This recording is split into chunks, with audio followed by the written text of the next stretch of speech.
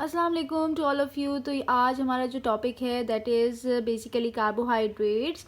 और कार्बोहाइड्रेट्स में सबसे पहली चीज़ जो आ जाती है that is the general formula, जिस पे हम देखें ये वर्ड इट्सेल्फ हमें अपना फार्मूला बता रहा है। How, let's see. देखो यहाँ पे लिखा हुआ है कार्बो। कार्बो मीन्स होता है कार्बन, एंड हाइड्रेट, हाइड्रेट का मतलब होता है वाटर मॉलिक्यूल।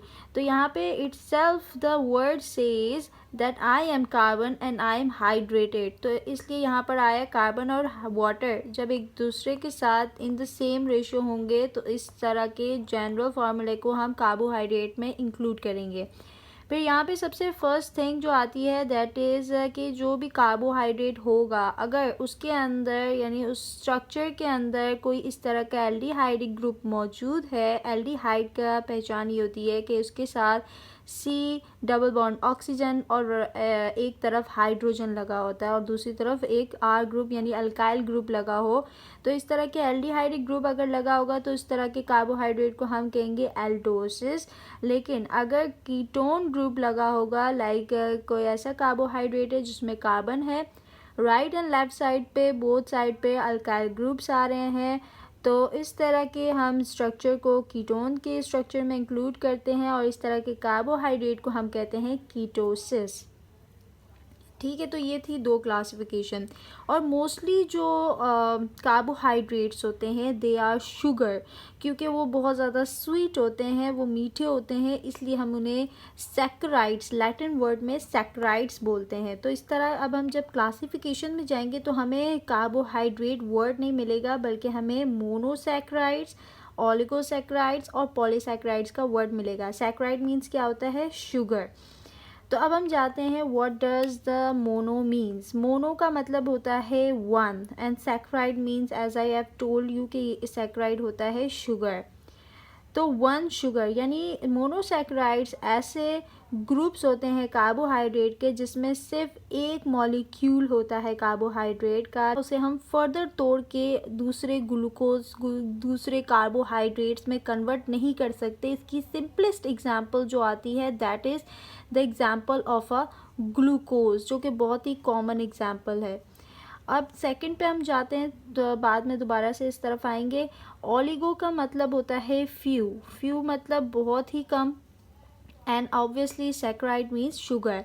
अब ऐसे ओलिगोसैकराइड्स ऐसे कार्बोहाइड्रेट्स को कहा जाता है, इतनी बड़ी चेन होती है कार्बोहाइड्रेट की कि अगर जब हम इन्हें ब्रेक कर देते हैं इस चेन को, ओलिगोसैकराइड की चेन कार्बोहाइड्रेट के उसमें जो इन्वॉल्व होती है, इस चेन को अगर हम ब्रेक करते हैं तो हमारे पास 2 से लेके 10 तक यानी 2 से लेके 10 तक ग्लूकोज या शुगर मॉलिक्यूल्स हमें मिलते हैं। यानी एक स्ट्रेट चेन होती है कार्बोहाइड्रेट की, उसके अंदर इतनी ज़्यादा ग्लूकोज के मॉलिक्यूल्स मर्ज्ड होते हैं, पॉलीमराइज्ड होते हैं। जब इस चेन को हम तोड़ते हैं हाइड्रोलाइसिस के थ्रू यानी वाटर देके हम इस चेन को ब्रेक करते हैं तो रिजल्ट में हमारे पास 2 से लेके 10 तक कार्बोहाइड्रेट यानी ग्लूकोज के मॉलिक्यूल्स हमें मिल रहे होते हैं। अब इसकी एग्जाम्पल बहुत ही एक कॉमन एग्जाम्पल है दैट इज़ लैक्टोज।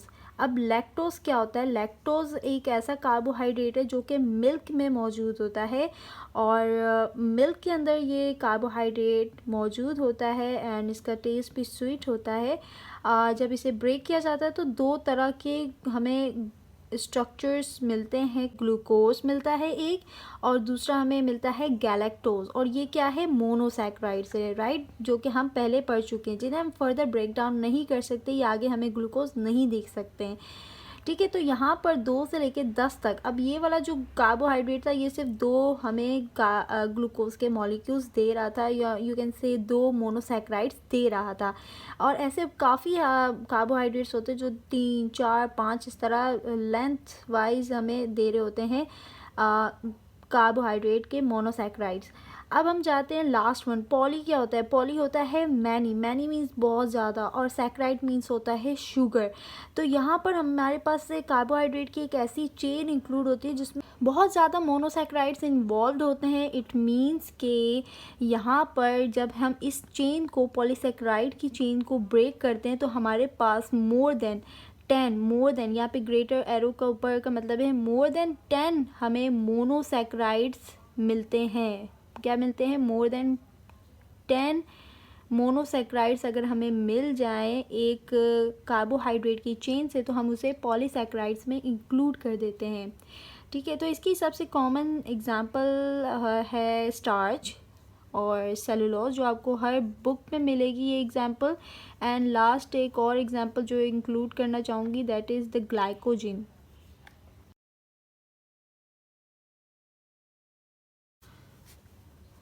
तो अब हम दोबारा से यहाँ पर आते हैं, यहाँ पे थोड़ा सा इसको डिटेल वाइज देखते हैं। देखिए, अगर ग्लूकोज की बात की जाए तो ग्लूकोज क्या होता है, एक सिंगल मॉलिक्यूल होता है कार्बोहाइड्रेट का। ठीक है, इसे हम फर्दर ब्रेक डाउन नहीं कर सकते इनटू मोर शुगर मॉलिक्यूल्स। लेकिन क्या होता है, क्योंकि हमारी बॉडी जो है उसमें ग्लूकोज फॉर्म होता है। अब ग्लूकोज फॉर्म होता है, क्या हम इसे ब्रेक कर सकते हैं? Yes, there is a way to break this glucose.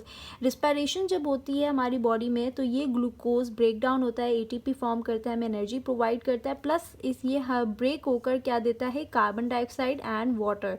तो ये दो चीज़ें दे रहा होता है। तो स्टूडेंट्स, ये कभी भी मोनोसैक्राइड ब्रेक होकर हमें फर्दर शुगर के मॉलिक्यूल्स नहीं देगा, बल्कि ये हमें कार्बन डाइऑक्साइड वाटर में ब्रेक हो जाएगा, ये बिल्कुल ख़त्म हो जाएगा। तो ये सिर्फ एनर्जी प्रोवाइड कर रहा होता है हमारी बॉडी में थ्रू रिस्पायरेशन। हाँ, अगर इसकी इनकम्प्लीट रिस्पायरेशन या इनकम्प्लीट ब्रेक डाउन होता है, तो फर्दर लैक्टिक एसिड वगैरह प्रोड्यूस हो जाते हैं। So that is an other story, जो कि एरोबिक और एनारोबिक रिस्पायरेशन में इंक्लूड की जाती है। तो फिलहाल हम उस पर नहीं जा रहे। तो मोनोसैक्राइड की एक और जो आपको बताती चलूँ साथ साथ कि मोनोसैक्राइड में जो कार्बन की चेन होती है, यानी ये हमारे पास क्या है, एक शुगर है ना, एक कार्बोहाइड्रेट है ना, सिंगल मोनोसैक्राइड। तो इस ग्लूकोज के स्ट्रक्चर में 6 कार्बन्स होते हैं, राइट। फॉर्मूला क्या होता है, C6H12O6, जो कि काफ़ी टाइम से जब फोटोसिंथेसिस हम पढ़ते हैं तो ये साथ साथ हमारे याद रहता है। तो क्योंकि इस ग्लूकोज की रिंग में हमारे पास 6 कार्बन्स हैं, तो 6 कार्बन वाले को हम कहते हैं हेक्सोसिस। हेक्सोसिस क्यों कह रहे हैं, हेक्सोसिस उस कार्बोहाइड्रेट को कहा जाता है जिसके पास 6 कार्बन्स होते हैं। तो हेक्स मीन्स 6 कार्बन्स। अगर इसी तरह 5 कार्बन्स की बात करूँ, सो दीज विल बी पेंटोसिस। तो इसके नाम को हम उसके कार्बन की चेन से लेंथ लंबी होती जाएगी, तो उसके नाम भी चेंज होते जाएंगे। और इस मोनोसैक्राइड में अगर कार्बन की चेन 4 कार्बन्स पे मुश्तमिल है, तो यहाँ पर हमारे पास होगा tetroses, and this chain will continue to C3 trioses, right. तो ये आपको वर्ड आपकी बुक में ज़रूर मिलेंगे, इसलिए यहाँ पे मेंशन करना भी ज़रूरी था।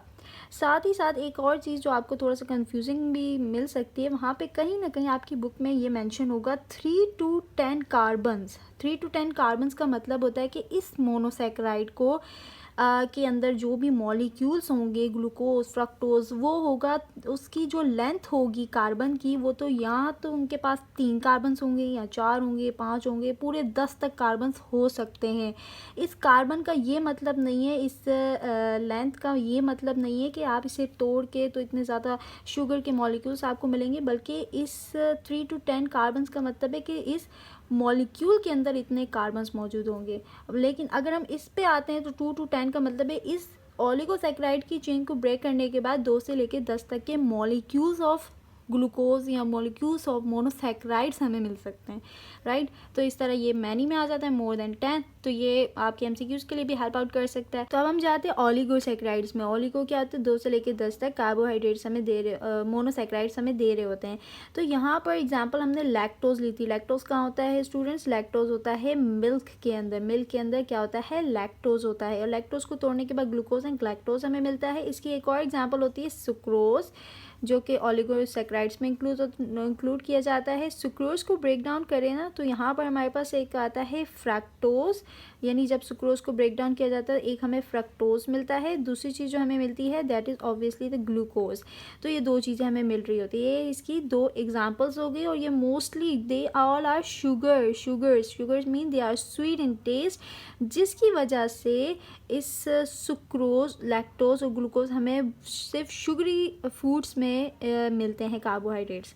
तो जब कभी हमें एनर्जी डाउन फील हो रहा होता है, बहुत ज़्यादा लो एनर्जी फील हो रहा हो या बीपी लो फील हो हो रहा, तो क्या करते हैं, शुगरी कोई चीज़ आप खाएंगे तो आपका जो ब्लड शुगर लेवल है वो थोड़ा सा मेंटेन हो जाएगा, जिसकी वजह से आपको थोड़ा सा एनर्जी सा फील होगा।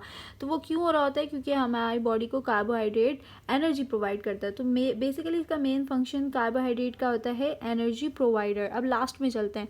लास्ट में जो सबसे इंटरेस्टिंग जो मॉलिक्यूल है वो ये वाला मॉलिक्यूल है। अब ये वाला मॉलिक्यूल इतना इंटरेस्टिंग इसलिए है बिकॉज हमारी बॉडी में हमें क्या चाहिए होता है, ग्लूकोज चाहिए होता है। ग्लूकोज हमारी बॉडी में जितना हमें रिक्वायर्ड होता है हमें एनर्जी प्रोवाइड करता है। बाकी जो रिमेनिंग ग्लूकोज है वो जमा हो जाता है एक जगह। क्या हो जाता है, वो एक जगह स्टोर होने लग जाता है। अब वो क्योंकि अब वो छोटे छोटे क्या है, ग्लूकोज के मोनोसैक्राइड्स हैं जो कि हमने इनटेक किए थे। अब वो छोटे छोटे मोनोसैक्राइड्स होते हैं वो हमारी बॉडी में क्या हो जाते हैं, पॉलीमराइज हो जाते हैं। पॉलीमराइज होके एक बड़ी सी चेन बना लेते हैं, और बड़ी सी चेन मोर देन 10 मोनोसैक्राइड्स में इंक्लूड होती है। तो वो ये पूरी चेन को हम कह रहे होते हैं ग्लाइकोजन, जो क्या होती है, मिलजुल के एक ग्लाइकोजन का मॉलिक्यूल बना देती है। तो ये ग्लाइकोजन का मॉलिक्यूल हमारी बॉडी में हो जाता है स्टोर। जब हमारी बॉडी में स्टोर हो जाता है तो हमें इन फ्यूचर जब भी एनर्जी चाहिए होती है तो क्या होता है, इंसुलिन एक हार्मोन है जो हमारी बॉडी से सिक्रीट आउट होता है, वो निकलता है इंसुलिन, वो इस ग्लाइकोजन को तोड़ता है। ब्रेक करने के बाद इसमें से एक एक शुगर मॉलिक्यूल निकलता है और हमें एनर्जी प्रोवाइड करता जाता है। लेकिन स्टूडेंट्स, अगर यहाँ पे एक सवाल आता है कि अगर इंसुलिन यहाँ पर ख़त्म हो जाती है हमारी बॉडी में बनना, तो क्या ग्लाइकोजन टूट के हमें एनर्जी प्रोवाइड करेगा? नो, हमें एनर्जी प्रोवाइड नहीं होगी, और वो जो ग्लूकोज है वो चेन लंबी होती जाएगी और स्टोर होती जाएगी, जमा होती जाएगी। इस तरह ब्लड शुगर लेवल इंक्रीज़ हो जाएगा और इस तरह के पेशेंट्स को डायबिटीज़ हो जाती है। समझ आया? इंसुलिन ना होने की वजह से ब्लड शुगर वहाँ पर स्टोर हो जाती है। स्टोर होने की वजह से द पर्सन हैव डायबिटीज़। उसी तरह स्टार्च में जाते हैं। स्टार्च कब फॉर्म होता है? स्टार्च होता है जब जिस तरह हमारे पास एक चेन लंबी सी बन जाती है ग्लूकोज की, उस तरह प्लांट्स के अंदर एक लंबी सी चेन बन जाती है स्टार्च की, जो कि उसे फ्यूल प्रोवाइड कर रहा होता है, एनर्जी प्रोवाइड कर रहा होता है, और ये फोटोसिंथेसिस के रिजल्ट में प्रोड्यूस हो रहा होता है। इसी तरह सेलुलोज देखते हैं कहाँ पर होता है। सेलुलोज होता है प्लांट्स की सेल वॉल में। तो इस तरह कहा जाता है कि हमारी बॉडी के अंदर सेलुलोज को डाइजेस्ट करने के लिए कोई ऐसी चीज़ नहीं होती है जिसकी वजह से अगर हमने सेलुलोज इंटेक किया तो हमारी बॉडी में डाइजेस्ट नहीं होगा। अब इसकी सबसे अच्छी एग्जांपल सेलुलोज की आपकी बुक में भी होगी, कॉटन। कॉटन में क्या होता है, 95% ऑफ सेलुलोज। क्या हम कॉटन खाएंगे और वो डाइजेस्ट हो जाता है, ख़त्म हो जाता है? नो। पेपर खाएंगे, क्या वो डाइजेस्ट होता है, ख़त्म होता है? नो, क्योंकि पेपर के अंदर क्या होता है, सेलुलोज होता है। So these are all the examples of carbohydrates. I hope you like this video. If you like it, subscribe it, share it, और कमेंट बॉक्स में ज़रूर बताना। कुछ समझ नहीं आया सो प्लीज़ पूछ लेना। अल्लाह हाफिज़।